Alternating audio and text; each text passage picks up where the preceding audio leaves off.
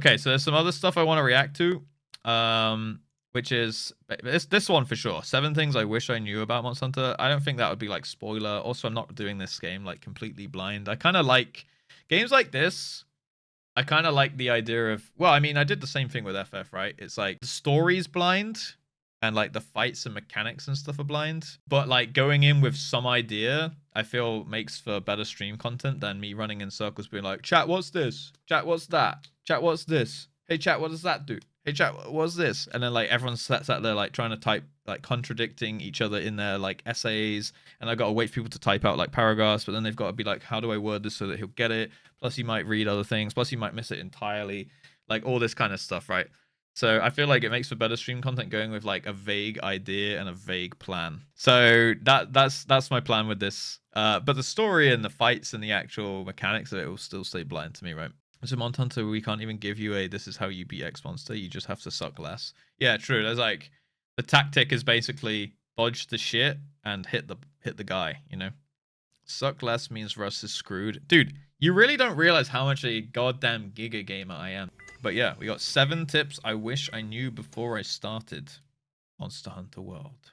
You're new to Monster Hunter. Maybe you've never played a Monster Hunter game before. Maybe you want to try it out. You're actively trying it out. Yep. And you have no clue what's going on. Yep. So you're like me. Yep. Today, I have a short list of 7 things that I wish I would have known going into Monster Hunter World. What's he playing Number here? 1. Light bow? Always be upgrading. With the way materials... I've been doing this, dude, after every hunt, hitting up the smithy. I've actually been very surprised with how much I can upgrade with like very small amount of materials so far. Like, I can upgrade my armor or a weapon like every single run so far. Work in Monster Hunter. There is no reason to hoard early game materials. You will out-level them somewhat quickly. If you have the ability to make a new armor piece or you really want to try something new, do it. Those old materials will become useless the higher you go in level, unless you really want to make some low-level armor for some reason. The only reason to keep any old materials is for weapon crafting if you need to start from the bottom. But even then, you'll be able to farm those materials very easily if need be. The same goes for... Right, yeah, because you got to make the base thing and then send it through the tree, right? So, okay, that makes sense. You know, that's actually good. I'm glad I've been doing that without even anyone telling me, really. Like, I think people just like, yeah, like, upgrade your shit. And then I was like, oh, I can make this new one. And then I can see it goes down this little path of the tree and stuff like that. And it was very nice. I feel like I progressed my character very quickly, which is cool for like a, you know, being a noob. I think anything in like a new player POV, seeing quick progression and being like, oh, dude, I'm powering up quickly, even if it's like very minor gains. Seeing that and get that like payoff and like dopamine hit and stuff is good for like keeping you like gripped into the game. The armor upgrade spheres. You will get better quality upgrade spheres as time goes on.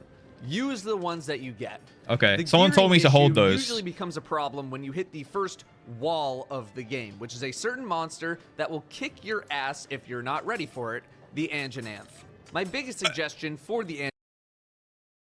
That's the one, dude. That's the one that ran away from me last time. I went to fight it. And I lived, by the way. Still haven't fainted. Still haven't fainted even once. I lived, and it freaking ran off, dude. Angie is to make sure that you are decked out as much as you can be. Weapons and armor at the highest tier with the highest upgrades possible. Don't worry about skills in the early game too much. Once you start hitting 4-star and 5-star stuff is when they'll become more available.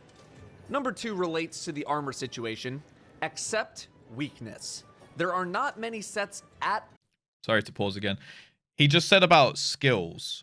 Now, did he mean like skills on armor, or did he mean like actual combos? Like, do you unlock extra combos and extra patterns and things? Armor has skills on it, so you like unlock. So you wear certain pieces of armor, and then you can do certain combos and things. The stuff in the bottom right. Skill info. Okay. So this stuff, item prolonger, botanist. So is it like passives, or does it unlock like actual swing combos and shit? Oh, it's like buffs. Okay, okay. Passive bonuses, skills and armor improves in numbers. Oh, okay. So you can always, like, even from level 1, you can swing your weapon in the same way as maxed out and shit, right? Vanguards, thank you for the follow, man. Appreciate you. Welcome in. Hope you're doing well today. Angie is shy. Angie did run from me, Berrymochi. Yeah. All that are just good for everything. You need to accept that certain stats of yours are going to be weak, and that's okay. That's fine. Just make sure that your weaknesses are not the monster's strengths. You will need to build multiple armor sets, otherwise and you're many gonna get armor sets dicked down. are designed to be used against the very monster that it is named for. Number 3, starting simple. Wait, what did you say there? That it is named for. Something about a monster it's named for, sorry. Not the monster's strengths. Yeah. You will need to build multiple armor sets, and many armor sets are designed to be used against the very monster that it is named for. Number 3, starting simple is fine. So kitting out per mission. You do not need to dive headfirst into using Unless more you're advanced stubborn. weaponry, like the charge blade, for example. In fact, I would encourage using simpler weapons first to get a better feel for how combat works in the game, and then reason to shit. That was okay. That was literally my plan, dude. That was what I did the whole time. In fact, I would encourage using simpler weapons first to get a better feel for how combat works in the game, and then move towards something more difficult. That was why I said, start sword and shield. Learn how rolling works. Learn how the monsters attack. Switch it up. Soon, you know what we might try today, guys? A little bit of a longsword. A little bit of a longsword action. I feel like that could be in our future today. Maybe bring that bad boy out. Try it on the target dummy. See if we can get some combos down. I heard that the longsword has a weeb meter.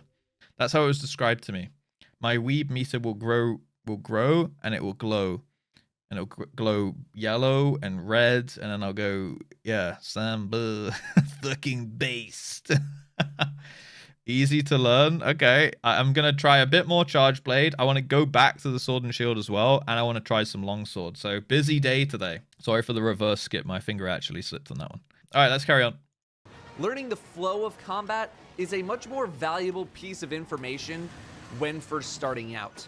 I think I would have enjoyed the early game much more had I not been so arrogant, wanting to stick it out with the charge blade. Oh, the big bonk. That, but if I could go back, I'd probably start with something a little bit easier. Dual blades, the longsword, sword and shield. Start with the basics. Longsword, sword and shield. That's me, baby. Is not part of the lexicon here, and will get you hurt a lot. Oh. Number 4, bounties. Whoops. As soon as you get the ability to unlock bounties, you should have all 6 slots active with them at all times. They can be completed in the background while you are progressing or on expeditions or doing other missions, and they give those precious armor sphere upgrades. Guys, we're learning together. As long as you constantly keep up those bounties, you will be swimming in upgrade spheres. There is no reason not to keep them constantly rolling. This will be on the test, guys. Write it down. Number 5. Capturing is better than killing. You may want to unleash vengeance upon the monsters that have wronged you, and that's fine. I'm gonna kill every monster, dude. Fuck it. That's my evil arc activating. Especially because certain beasts cannot be captured, namely elder dragons. But the ones that you can capture should be captured because they give more materials at the end. Captures this for also pussies. allows you to fight those monsters that you capture in the arena. Oh, that's Not cool. to mention that capturing will end the fight immediately versus having to go through another stage of fighting, which for certain beasts can be somewhat of a pain. Actually, kind of easy mode. If they enrage easily. The biggest tell to seeing if something can be captured is if it is limping. If it is, your next move should be a capture attempt. If the monster is sleeping, that's also usually a good tell, along with its pulse meter being almost a flat line. If it has a skull on its head in your minimap in the bottom left, that's also a sign that it is weak. To capture a monster, you need to trap it with a shock or pitfall trap, and then hit it with 2 trank bombs. It'll cost some extra materials to keep up with traps and trank bombs, not to mention multiple hunts forgetting that you don't have any traps since you can only hold 1 of each, but it'll save you time and get you more materials as long as you're diligent. the arena thing, like the time and like, you know, I'm streaming the game, right? So time and materials, it's like I could fight it again, like do that stuff. Not too big of a thing. I do like the idea of like fighting it in the arena or something and using it to practice on. That is kind of cool, actually. Like just putting it in an arena and be like 1v1 me on Rust, brother, and just fucking it up again and again. That's kind of nice. He activated the scroll wheel thing, like what's it called, the like the controller wheel thing in there somewhere, and it reminded me I kind of want to see the different controller button layouts and stuff today. I want to have a look, because like I feel like Y and B, they're not bad as like attack buttons, but I'm used to playing Dark Souls and things like that, right? So I might see if there's a thing to like switch them onto the triggers potentially for like doing my combos and things on the triggers. And then you like freeze up Y and B for some other stuff. Same with like that menu that was like scrolling left and right by like holding a button and then pressing X and B and stuff. Might want to put that on the D-pad or something instead. Y and B standard. I don't know if you can change. Oh really? Oh, so they can't change around. Okay. That makes sense, right?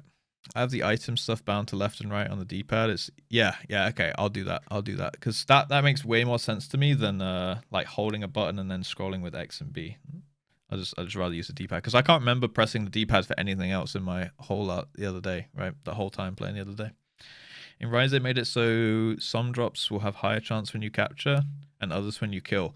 That's cool, actually, because then you're kind of incentivized to try both, right? Rather than just like, oh, capture's always better.